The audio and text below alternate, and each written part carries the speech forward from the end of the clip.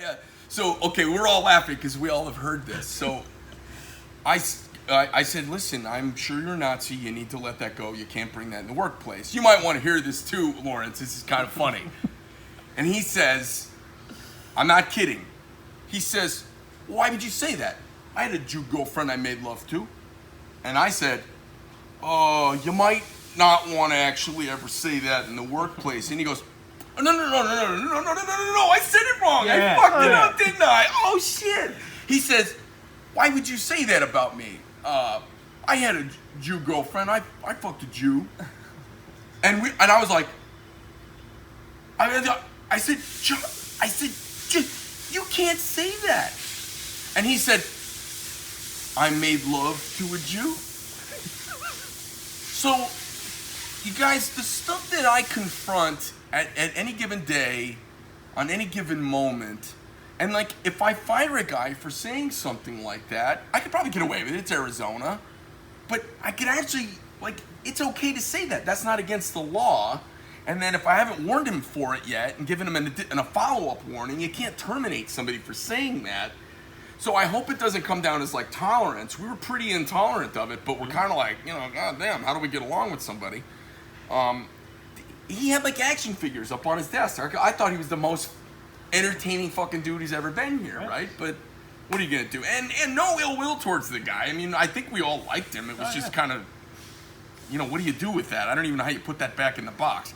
So anyways, so this other guy, who's from New York, he's a Puerto Rican guy, and he's stealing this stuff, and he's saying I'm giving it to him, and he knows the law, and he's working it. So I have another employee who's Cuban, and the Cuban says, oh, I wouldn't trust the Puerto Rican. I mean, I was just like, the stuff that people say to me, I take it in, and I process it, and I put it in its proper box, and I kind of let it go. But, so I got the guy on there saying basically that I gave away stuff and I resented him leaving so much that I made up a bunch of stories about him, and I don't know, that's not really true. So anyways, I just thought it was kind of funny. What do you think about the guys we got in there making knives right now? They're pretty solid right now. Yeah. So. It's the quietest group of 3 I've ever seen in the room. That's good. That's what we need in there. Yeah, it is totally good. Well, Case, thanks for swinging Thank by you. here. And I'm kind of a swarmy, what do you call them? Swarthy. I'm a swarthy Mediterranean. I'm like half Greek. I hope you've never felt like I've been a racist against white people or anything. All right. Not at all. All right, cool. Anyways, you guys, that's the kind of weird stuff that I can deal with all the time, and the stuff that guys say. And, instead of me like hiding, I got nothing to hide about. I mean, I kind of hang it out there pretty raw, and I let people see what's going on. And I think it's an interesting insight because I may come off this way or that way or the other way. I'm generally the most diplomatic guy in the entire fucking company. I will drop the F-bomb because, you know what? There's only a couple of reasons to do this job. I like bringing cool things to market. I like making knives, and I like the fact that I can't get fired on any given day for something inappropriate. I kind of like that. Now, what happens is I get fired a little bit 100 times a day. I get fired by somebody who makes a comment on YouTube and says, you're a fucking retard and I'll never buy anything from you ever again. Okay, I got fired a little bit. And I move on. A guy comes in and quits because he, guys come in and quit for whatever reason. And there's 2 kinds of quits, right? There's guys who quit. There's guys who quit and make it about me, and there's guys who quit and own it. Those are the 2 ways people leave. And the guys who own it, they outnumber the guys who don't, but the guys who don't, there's enough of them. How many people say, I can't handle the pressure, I can't handle the stress, it's too much perfection, I can't handle the kickbacks coming to me, it's too stressful, and I don't move fast enough, and I gotta go. That's a lot of self-analysis. That's a lot of admitting, that you're not wired for it. The conclusion between that person and me is different. I go, hey man, it's just not your thing. No big deal. There's other jobs. It's not a big deal. Their thing is, bad me no good. Me lash out. Quit boss asshole. Well, it's okay. If that's easier for someone to get through the day, that's what happens. The reality is, I'm the peacemaker in the building. I'm the guy who can solve every problem. I'm the guy who's here for every little thing. I have to deal with every inappropriate comment that gets said, and I have to find a way to put mortar around it and either cover it up, get rid of it, or work it away, or tell everyone to calm down. I mean, I've got to figure that stuff out. I'm also the guy that ultimately holds the responsibility at the end of the day. It rides on me. So I shoot these videos to keep it kind of raw and real. I shoot these videos, I address things like the warranty and return. I mean, we just looked at a warranty and return policy. How much more onerous was that than ours? And it's one of our major competitors right in our space. Tons. It was tons more onerous. Tons. And it was, I don't know, was that like kind of 6 pages? Yeah. I mean, it's printed micro small. You need a fucking microscope to read it, but I have like a 1/2 page thing that says recommendations for care and maintenance and dunking in oil will void the warranty and taking it apart voids the warranty. I mean, pretty small. A lot of the same stuff as well. Yeah, a lot of the same. Yep. Like I read the thing and I'm like, oh, I know why. Oh, I know why. Yep, I get it. The thing to keep in mind is, and I'm going to say this, putting a few things in the warranty that are the #1 causes of owner-induced errors, they put a line in the sand that limits my exposure and allows me to be a gentleman. And that's the thing I don't talk about with everybody, because I don't brag about being a veteran, and I don't brag about success, and I don't brag about much. I don't brag about anything. People say, aren't you proud? I go, no, man, I'm honored and blessed. I'm not proud of this. Aren't you proud of your company? No, I'm not fucking proud. I'm blessed, and I'm fucking looking over my shoulder for the wolf to bite me in the ass at any moment. Oh, but I draw this line in the sand because the vast majority of problems that come in are from people modifying the knives. And those are the hard to reverse ones. Because a guy takes away metal, I can't put it back. Guy puts his Dremel on it, I can't put it back. Guy puts it in a drill press, I can't put the metal back. So I draw a hard line in the sand there. And the reason I do it is this. If somebody calls up and is a jerk, I can tell them, I'm sorry, sir, you violated the warranty. Usually what happens is I say, now what happens is they say, hey, Greg, I broke the warranty. I'm really sorry. I'm willing to pay for whatever it takes to fix it. Can I send it in? They send it in. I look at it. If I can determine it's a fix, it's not going to cost me personally cash out of pocket, I just fix it. No problem. Done. I send it back. They pay for some shipping. They're usually really happy. What they don't do is they don't pull their dick out of their pants and put it out into the internet's asshole. What they do is they send me a nice text message at 11 o'clock at night and say, dude, I love you, best customer service ever, thanks, man. Keep doing what you're doing, don't mind the trolls. And I do it, I just follow up. So that's part of the deal, that's the deal. I lay this all out there, and at the end of the day, I can only talk about S35VN so much. Here are key ways to know if somebody is full of shit, lying, doesn't know what they're talking about, and have never purchased one of our knives. Overpriced bunch of D2 crap. Well, we haven't made exclusively D2 knives in years. That means they read something from Blade Forums from 2010. Whenever you hear somebody, Greg's just trying to skate out of the warranty. He doesn't want to stand behind his products. That's somebody who's being an armchair quarterback. I'm telling you, they are in a pair of ladies' underwear. They're greased up in Crisco, and they have the smell of their mom's vagina on their face. If you hear, another key one would be, he doesn't use premium materials.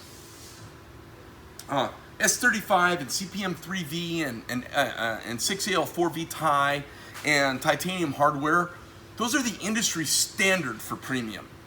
Now, Bowler and Carpenter and Crucible, they all have competing little niche metals that they're all trying to pierce the marketplace with some new magic. S35 and 3V are a couple of the preeminent knife steels. You know why D2 is awesome? It's the F250 of knife steel. It's really good at everything. It's not the best at anything. It's fantastic. If you're knocking D2, it's because you're a master blader and you're a hater. You're not knowledgeable. D2 is a wonderful steel. I can make knives out of anything on planet Earth that I want. And I didn't choose D2 because it's cheap. It's not that cheap, you guys. And I didn't choose 3V because it's cheap. Fucking expensive. 3V's twice as much as D2. And if you look at our offerings, Anybody who says anything like that is just talking out their ass. Go to my website, click up a knife, you'll see what it's made out of. Do we have any standard D2 offerings right now, Jason? Not a single standard D2 offering in the company except a couple fixed blades, right? 187s. The 187s? Mm-hmm. The 187 is. Okay. The 187, our least expensive knife, has got D2 on it, and it's a wonderful steel. So, I guess in the final analysis, I'm going to get ragged on no matter what. Like if I was, if it's the same thing, I liken this to Donald Trump a little bit. If he walked on water, if he walked out in Central Park, they showed cameras all over him, he walked out on water, 40% of the audience would say the motherfucker is dirty in the water with his shoes. Dude, walk on water. Instead of 100% of the people going, holy fuck, the dude's walking on water. Holy shit. 40%. And the internet is very much like that. And apparently I'm a polarizing guy because I speak my mind and I exercise my First Amendment, my Second Amendment, my Fourth Amendment.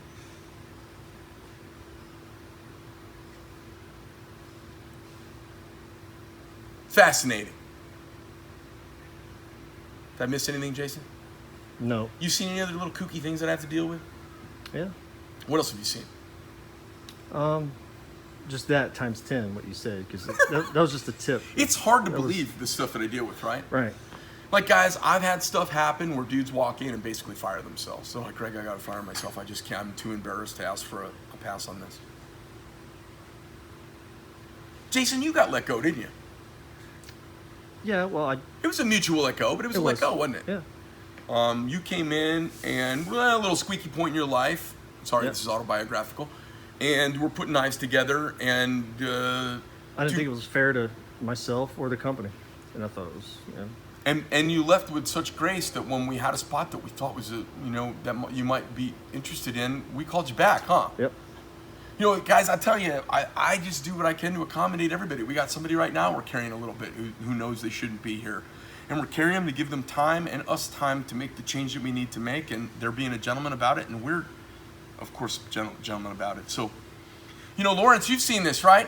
You've seen it where it looks like where I cut somebody loose really fast, right?